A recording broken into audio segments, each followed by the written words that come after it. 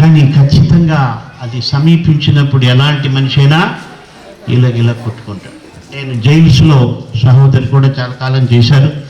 నేను సెంట్రల్ జైల్లో, రాజమండ్రి, ఢిల్లీలో తిహార్ జైల్లో కూడా దేవుని యొక్క వాక్యం నేను చెప్పాను. కొన్ని సెంట్రల్ జైల్స్లో ఉరి తీయబడే ఖైదీలు ఉంటారు. వాళ్ళు లాస్ట్ మినిట్ వరకు ధైర్యంగా ఉంటారు. అయితే రేపు మార్నింగ్ 5 o'clockకి మామూలుగా మార్నింగ్ టైం ఉరి తీస్తారు. ఇంకా ఆ రాత్రి నుంచి ఆ భయం వాళ్ళని పూర్తిగా, అంతవరకు ధైర్యంగానే ఉంటారు. అంటే మరణ భయం అన్నది మనిషిని పీడిస్తుంది.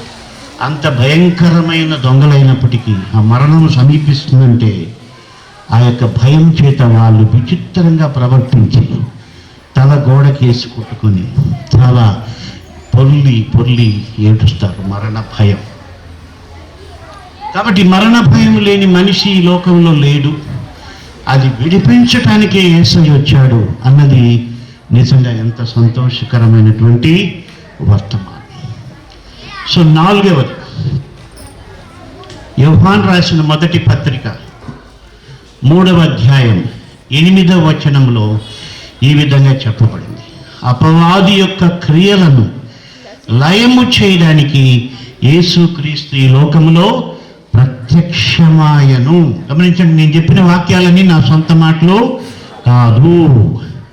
ఆయన పాపులను రక్షించడానికి ఈ లోకానికి వచ్చాడు. నశించిన దాన్ని వెదకి రక్షించుటకు యొక్క లోకానికి వచ్చాడు. మరణ భయం నుండి విడిపించటానికి రక్తమాంసములలో పాలు పొందాడు. మానవ జీవితాల్లో అపవాది పెట్టినటువంటి క్రియలన్నీ, ఆ చెడు క్రియలన్నీ, పాప క్రియలన్నీ తీసివేయడానికి యేసు ప్రభు యొక్క లోకానికి వచ్చాడు. మీరు చాలా శ్రద్ధగా వింటున్నారు కాబట్టి ఇంకొకటి చెప్తా. యేసు ప్రభు యొక్క లోకానికి 5వదిగా ఆయన వెలుగుగా వచ్చాడంట. ఆయన వెలుగుగా వచ్చాడు. నేను లోకమునకు వెలుగుగా వచ్చి ఉన్నానన్నాడు. చాలా ఆశ్చర్యమైనటువంటి విషయం. ఆయన వెలుగుగా వచ్చి కేవలం వెలుగివ్వడం కాదు, అనేక మంది జీవితాలను వెలిగిస్తూ ఉన్నాడు. ఆయన వెలిగించిన వార్త అంటున్నారు, మీరు లోకమునకు వెలుగుగా ఉంటారన్నాడు. హల్లెలూయా. కాబట్టి ఆరిపోయిన జీవితాలను ఆయన వెలిగించి లోకానికి వెలుగుగా చేసేదానికి ఆయన ఈ లోకంలోనికి వెలుగుగా వచ్చాడు.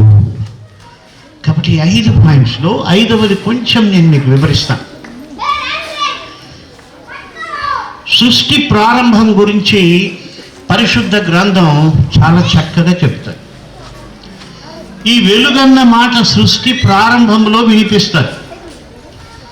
దేవుడు భూమి ఆకాశంను సృజించిన తర్వాత అవి నిరాకారంగా, శూన్యంగా అయిన పరిస్థితుల్లో దేవుని వాక్యం ఏం చెప్తుందంటే, దేవుడు అక్కడ మానవ జీవితంలో ఆ యొక్క అంధకారం ఉంది, అశాంతి. సృష్టి కూడా రూపం లేకుండా నిరాకారము, శూన్యం. అంటే ఆకారము లేదు, శూన్యం. అప్పుడు దేవుడు వచ్చి వెలుగు కలుగును గాక అని చెప్పాడు. అది సృష్టిలో భూమి ఆకాశానికి సంబంధించింది. అయితే మానవ జీవితాలు కూడా నిరాకారం అయిపోయినప్పుడు, అంటే బయటికి బాగానే కనిపిస్తున్నారు కానీ నెమ్మది లేదు. అన్నీ ఉన్నాయి కానీ శూన్యంగా అనిపిస్తుంది. ఇప్పుడు మానవ జీవితాల్లో వెలుగుని నింపడానికి యేసు ప్రభుని సృష్టికర్త ఈ లోకానికి పంపించాడు. హల్లెలూయా. ఎలాగైతే సృష్టి ప్రారంభములో భూమి నిరాకారంగా, శూన్యంగా ఉన్నప్పుడు దానికి రూపం ఏర్పరచడానికి, దాన్ని పచ్చదనంగా చేయడానికి దేవుడు ఎలాగూ వెలుగును సృష్టించాడో, అలాగున మానవ అంతరంగం శూన్యంగాను మరి నిరాకారంగాను ఉన్నప్పుడు ఆయన వెలుగుగా యేసు ప్రభుని యొక్క లోకానికి పంపించాడు. హల్లెలూయా. కాబట్టి వెలుగు వస్తే ఏమవుతుంది? చీకటి వెళ్ళిపోతుంది. కాబట్టి ప్రపంచం అంతటా కూడా అనేక మంది జీవితాల్లో ఉన్న చీకటిని యేసు ప్రభు తీసేశాడు. అందుకే అందరికీ సంతోష కారణమైంది. హల్లెలూయా. ఈ చెప్పిన 5 విషయాలు కూడా నా జీవితంలో ఆ యొక్క వాక్యం నెరవేరింది. ఈ 5 వాక్యాలు మొట్టమొదటి ఏం చెప్పండి? రెండవది, మూడవది, నాలుగవది అపవాది క్రియలను లయం చేయడానికి, ఐదవది వెలుగు. ఈ 5 విషయాలు కూడా నా చిన్న సాక్ష్యం, నా అనుభవ సాక్ష్యం. నేను పద్మశాలి కుటుంబంలో ధర్మవరం పట్టు చీరలు నేసేటువంటి ఊర్లో పుట్టాను. మగవాళ్ళకి ధర్మవరం తిరిగిపోయినా ఆడవాళ్ళకి ఖచ్చితంగా తెలిసి ఉంటుంది, ఎందుకంటే అది పట్టు చీరలకు ప్రాముఖ్యమైనది. మేము ఆ విధంగా పట్టు చీరలు నేసేవాళ్ళం. అక్కడ పక్కన హిందూపురం మా సొంతూరు. చిన్నప్పటి నుంచి చాలా భక్తిగల కుటుంబంలో పెరిగాను. మరి పద్మశాలి కుటుంబంలో చిన్నప్పటి నుంచి మరి భక్తితోనే పెరిగాను. శివభక్తితో మా తండ్రి గారు నన్ను పెంచారు. ప్రతిరోజు పంచాక్షరి మంత్రాన్ని జపిస్తూ నిష్ట కలిగిన భక్తితో ఉన్నాను. అయితే నాకు 14 సంవత్సరాల వయస్సు వచ్చినప్పుడు నా జీవితంలో ఒక భయంకరమైనటువంటి సంఘటన జరిగింది. ఒక రాత్రి కొన్ని దురాత్మ శక్తులు నాలోనికి వచ్చాయి. అర్ధరాత్రి తర్వాత మెలకువైంది. కళ్ళు తిరిగి చూస్తే ఏవో ఆకారాలు అవి నాలోనికి వచ్చినట్టు అనిపించింది. అప్పటి నుండి ప్రతిరోజు కూడా ప్రతి రాత్రి ఎక్కడ పడుకున్నా ఆ దురాత్మ శక్తులు వచ్చి నన్ను పీడించేటువంటివి. నేను మొట్టమొదట నా సమస్యను మా పూజారికి చెప్పాను. ఆయనకి నేనంటే చాలా ఇష్టం. ఎందుకంటే ప్రతి సోమవారం శివాలయానికి భక్తితో వెళ్ళేటువంటి వాడు. ఆయన నా సమస్య విని, బాబు నిన్ను చూస్తే జాలేస్తుంది, నీకు ఈ దురాత్మలు ఎందుకు పట్టాయంటే నీ గత జన్మ పాపం వలన ఇవి నీకు పట్టాయి. కర్మ తీరేంత వరకు మనిషి ఆ కర్మ నుంచి బయటపడలేడు. కాబట్టి ఒకవేళ ఇది పోవడానికి కొంతకాలం పట్టచ్చు. అయితే కొన్నిసార్లు కొన్ని కర్మలు ఈ జన్మలో కాదు, వచ్చే జన్మలో, లేకపోతే ఇంకో 2-3 జన్మలు ఎత్తిన తర్వాత పోతాయని చెప్పారు. చాలా నిరాశకు గురయ్యాను. ఎందుకంటే అప్పటికి నా వయసు ఒక 18 సంవత్సరాలు ఉంటుంది. అంటే నేను 100 ఏళ్ళు బతికినా దయాలతోనే బతకాలి, అవి పోవాలంటే ఇంకో జన్మ కావాలి అనుకున్నప్పుడు నేను పూర్తిగా నిరాశకు చెందాను. చాలా ప్రయత్నాలు చేశాను. నేను క్లుప్తంగా ముగిస్తున్నా, ఇన్ డీటెయిల్గా వెళ్ళట్లేదు. అప్పుడు విరక్తి చెంది ఇంకా జీవితంలో ఎలాగూ నాకు నిరీక్షణ లేదు కాబట్టి ఈ లోకంలో ఉన్నవన్నీ అనుభవించి చనిపోదామని అన్ని వ్యసనాలకి బానిసనైపోయాను. తాగుడు, జోదం, వ్యభిచారం, గంజాయి తాగడం, అన్నిటికీ అలవాటు పడిపోయాను. అంటే పూర్తిగా పాపినైపోయాను. అంటే పాప జీవితంలోకి మునిగిపోయాను. అలాగ అన్ని ప్రయత్నాలు అయిపోయాయి. చాలా భయంకరమైన జీవితంలో ఉన్న నెమ్మది లేదు. అంతేకాదు, మొట్టమొదటి ఏంటి, నేను పాప జీవితంలో ఉన్నాను. రెండవది దేని కొరకు వచ్చాడు యేసు ప్రభు? నశించినదా. నా జీవితం నశించిన స్థితిలోకి వెళ్ళిపోయింది. ఎప్పుడు అంటే ఇంకా అయిపోయింది. నా జీవితంలో ఎవరు బాగు చేసేవాళ్ళు లేరు. ఎందుకంటే నా భక్తిని, నాకు తెలిసినటువంటి దేవుని ప్రార్థన చేశాను. అంతేకాదు చాలామంది మాంత్రికులు ప్రయత్నం చేశారు దయాలు వెళ్ళగొట్టడానికి, ఏవీ ఫలించలేదు. అప్పుడు నాకు అర్థమైపోయింది నా జీవితము నాశనమైపోయిందని, ఇక నిరీక్షణ లేదని. మూడవది ఏం చెప్పాము? మరణ భయం, పూర్తిగా మరణ భయం నాలోనికి వచ్చేసింది. అంటే రాత్రి పడుకుంటే రాత్రి చచ్చిపోతానేమో అనిపించేది. ఎందుకంటే ఆ దయ్యాలు వచ్చి పీడించినప్పుడు ఊపిరాడకుండా చనిపోతానేమో అని మరణ భయం అడుగడుగున అనుభవించాను. ఎక్కడ చనిపోతానో, ఎక్కడ తాగి, ఎక్కడ యాక్సిడెంట్లోనో, లేక ఎక్కడ గొడవల్లోనో ఆ దయ్యాలు నన్ను చంపేస్తాయని మరణ భయంతో బతికాను. 4వ పాయింట్ ఏంటి? అపవాది క్రియలన్నీ నాలోకి వచ్చేసాయి. చెడు దృష్టి, చెడు పనులు, చెడు కార్యాలు, అపవాది క్రియలు నాలోకి వచ్చేసాయి. ఇంకా పూర్తిగా జీవితం సహవాసం ఏంటంటే దొంగల గుంపుతో సహవాసం, పేకాట క్లబ్లో సహవాసం, అలాగా జీవితం పూర్తిగా అపవాది క్రియల చేత నిండిపోయింది. తర్వాత ఏం చెప్పాను మీకు పాయింట్? వెలుగు. అలాంటి స్థితిలో ఉన్నప్పుడు నేను ఇంటర్మీడియట్లోనే తాగి కాలేజీకి వెళ్ళేవాడు. ఎందుకంటే ఆ బాధలు తట్టుకోలే.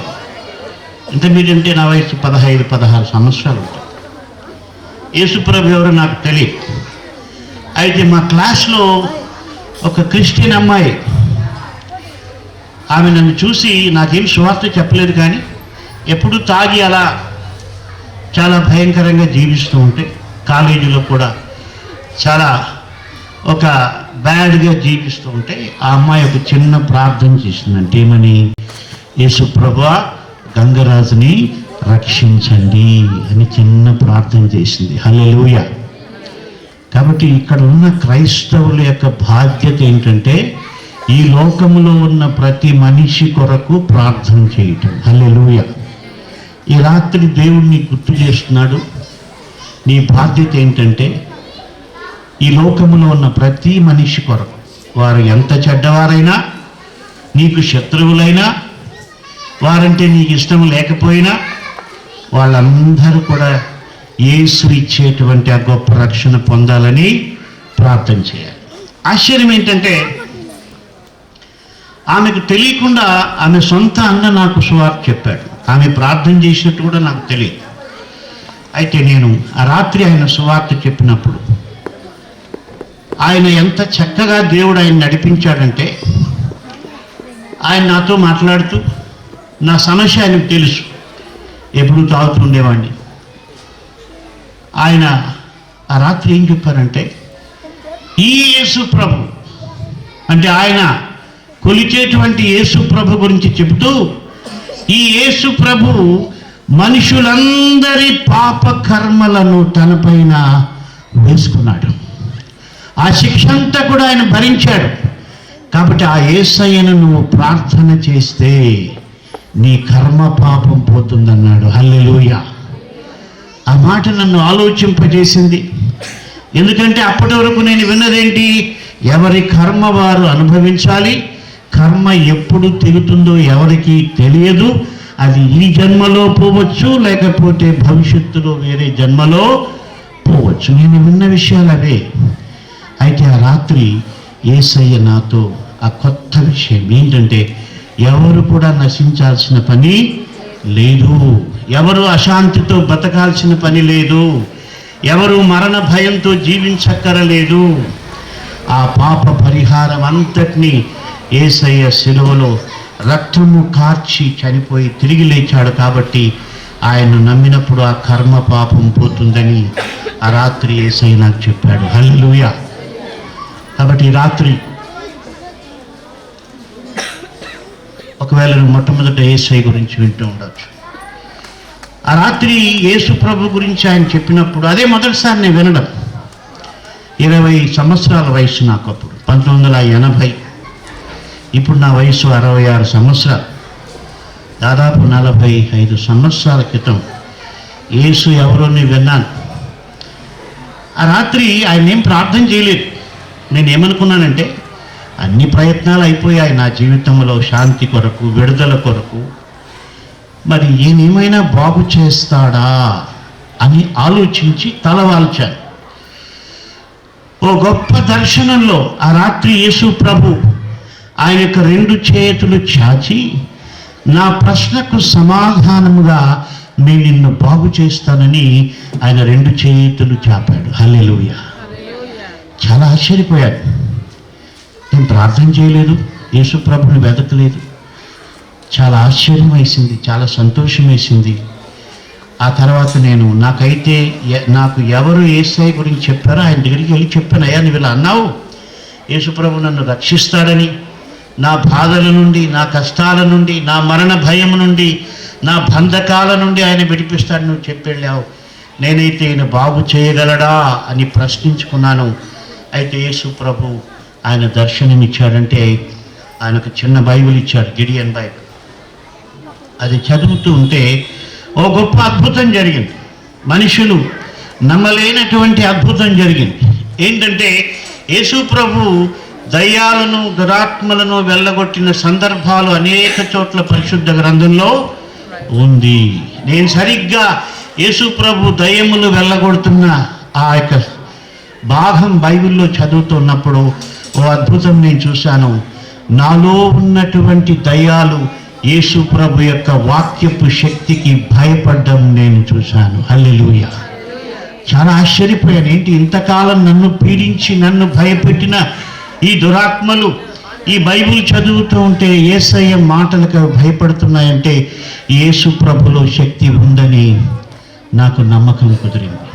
అలాగ నేను యేసు ప్రభు నాతో మాట్లాడారు స్వయంగా. నేను బైబిల్ చదవకముందే ఒక దర్శనంలో యోహాను 14:6 ఆయన నాకు వినిపించాడు. నేనే మార్గమును, సత్యమును, జీవమును, నా ద్వారానే తప్ప ఎవడును తండ్రి యొద్దకు రాడు. అప్పుడు నా జీవితాన్ని యేసు ప్రభుకి అప్పగించాను. అప్పుడు నాలోనికి ఆయన వెలుగు వచ్చింది. హల్లెలూయా. ఆయన వెలుగు వచ్చి పాపినైన నన్ను పవిత్రపరిచింది, నశించిన నాకు జీవమిచ్చింది, మరణ భయంతో ఉన్న నాకు ధైర్యం ఇచ్చింది. అపవాది ఏ క్రియలు నా జీవితంలో చేశాడో వాటన్నిటినీ యేసు ప్రభు లయం చేశాడు. అంతేకాదు ఆయన వెలుగు నన్ను ప్రకాశింపచేసింది. ఆయన వెలుగును నాకు ఇచ్చాడు. ఆయన వెలుగు పొందిన తర్వాత ఇవన్నీ కూడా వెళ్ళిపోయినాయి. హల్లెలూయా. రేపు ఉదయం సూర్యుడు ఉదయిస్తే ఈ చీకటి అంతా ఎలాగ వెళ్ళిపోతుందో యేసయ్య వెలుగు నాలో నింపాడు. అంతేకాదు ఆయన నన్ను వెలుగుగా చేయాలని ఉద్దేశించాడు. దేవుని కృప వల్ల నేను నా భార్య ప్రపంచంలో 6 ఖండాలకు వెళ్ళాం. ప్రతి మారుమూల దేశాలకు వెళ్ళాం. ఆయన నాకు వాగ్దానం చేసినట్టుగా అన్ను లోకానికి ఆయనకు సాక్షిగా ప్రపంచం తీసుకెళ్ళాడు. అలాగన యేసు ప్రభు ప్రతి మనిషిని కూడా బాగు చేయగలడు. హల్లెలూయా. ఆయన జన్మ ఎందుకు అందరికీ సంతోషకరం అంటే ఆయన అందరి కొరకు జన్మించాడు, అందరి కొరకు తన ప్రాణం త్యాగం చేశాడు, అందరి కొరకు ఆయన మరణము నుండి తిరిగి లేచాడు. కాబట్టి ఆయన బాగు చేయగలడు. ఆయన ఎంత బాగు చేయగలడం ఒక ప్రశ్న చివరి. ఆయన ఎంతవరకు మనిషిని బాగు చేయగలడు అంటే పరిశుద్ధ గ్రంథం చెబుతుంది. హెబ్రీయులకు రాసిన పత్రిక 7వ అధ్యాయం 25వ వచనంలో ఈ విధంగా రాయబడింది. ఈయన అనగా యేసు ప్రభు తన ద్వారా దేవుని వద్దకు వచ్చు వారి పక్షమున విజ్ఞాపనము చేయుటకు నిరంతరము జీవించుచున్నాడు. కావున వారిని సంపూర్ణముగా రక్షించుటకు శక్తిమంతుడై ఉన్నాడు. హల్లెలూయా. యేసు ప్రభు ఎంత % రక్షిస్తాడంట? సంపూర్ణముగా రక్షిస్తాడట. నీవు ఆయనను చిన్న ప్రార్థన చేస్తే, మతం మారమని మేము చెప్పట్లేదు, ఒక్కసారి నీ మనసుతో యేసయ్యా మరి రాత్రి ఎక్కడో ఒక మనిషి వచ్చి ఇదిగో తన జీవితం బాగు చేశాడని చెప్తున్నారు.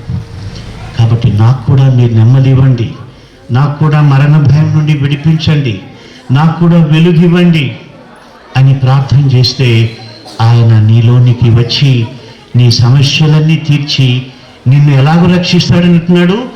సంపూర్ణముగా. హల్లెలూయా. ఒకప్పుడు నా హృదయం అంతా కూడా దయాలతో నిండి ఉండే. అంటే పూర్తిగా డెవిల్స్ వర్క్షాప్ అంటారు, అలా ఉండేది. అయితే యేసు ప్రభు చెప్పిన ఆ వాక్య ప్రకారం మరి నా జీవితం ఎంతగా మార్చాడంటే, దేవుని కృప వలన పరిశుద్ధ గ్రంథంలో 5,000 వాక్యాలు నేను కంఠపాఠం చేశాను.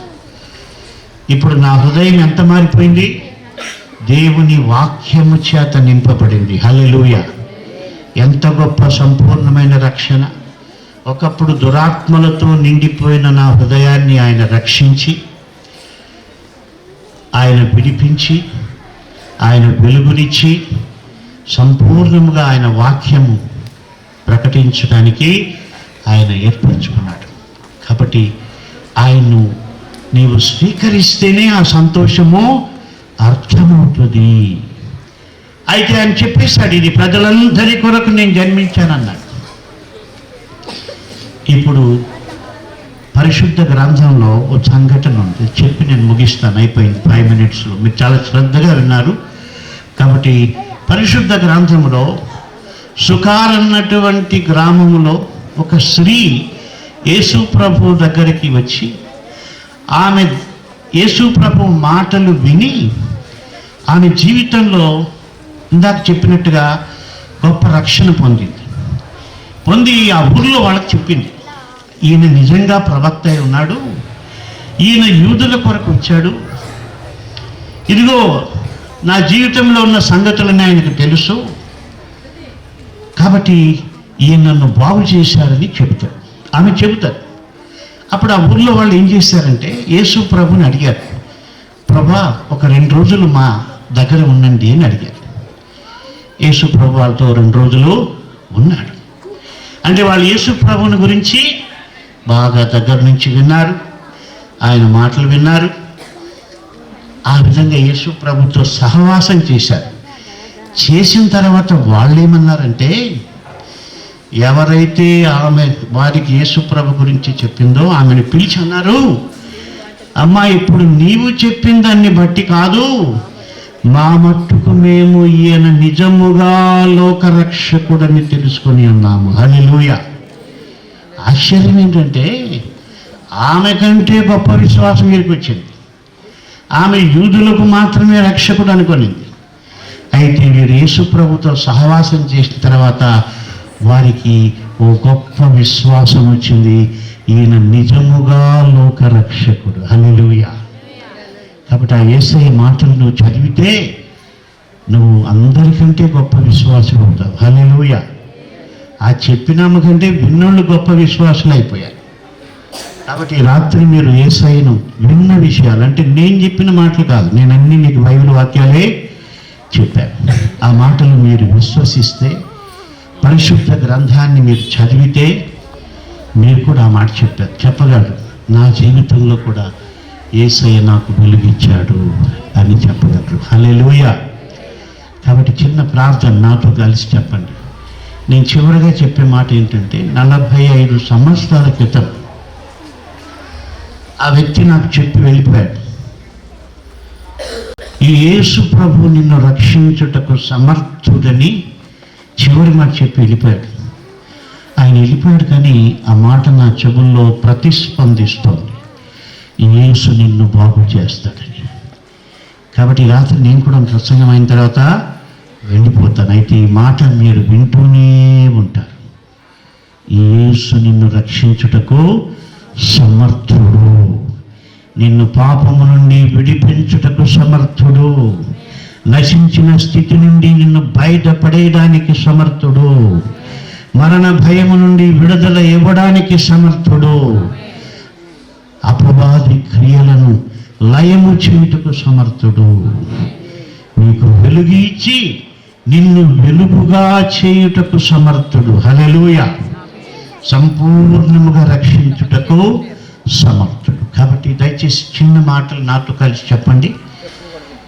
కళ్ళు మూసుకొని యేసు ప్రభు పరిశుద్ధ గ్రంథం ఏం చెప్తుందో, మనుషులు 2-3 ఎక్కడైతే ఆయన నామంలో ఉంటారో వారి మధ్యలో ఆయన ఉంటానన్నాడు. కాబట్టి యేసు ప్రభు ఆత్మరూపిగా ఇక్కడ మన మధ్యలో ఉన్నాడు. కళ్ళు మూసుకొని 2 మాటలు చిన్న ప్రార్థన చేయండి. నేను చెప్పినట్టుగా చెప్పండి, యేసు ప్రభువా నన్ను రక్షించడానికి మీరు ఈ లోకములోనికి జన్మించారని, నా పాపములు క్షమించుటకు, మరణ భయము నుండి నన్ను విడిపించుటకు, అపవాది క్రియలు లయము చేయుటకు, నా జీవితంలో వెలుగిచ్చుటకు మీరు శిలువపై రక్తము కార్చి చనిపోయి తిరిగి లేచారని నమ్ముచున్నాను. నన్ను, నా కుటుంబమును మీ సమాధానముతో దీవించుమని యేసు నామమున ప్రార్థిస్తున్నాము తండ్రి. ఆమేన్.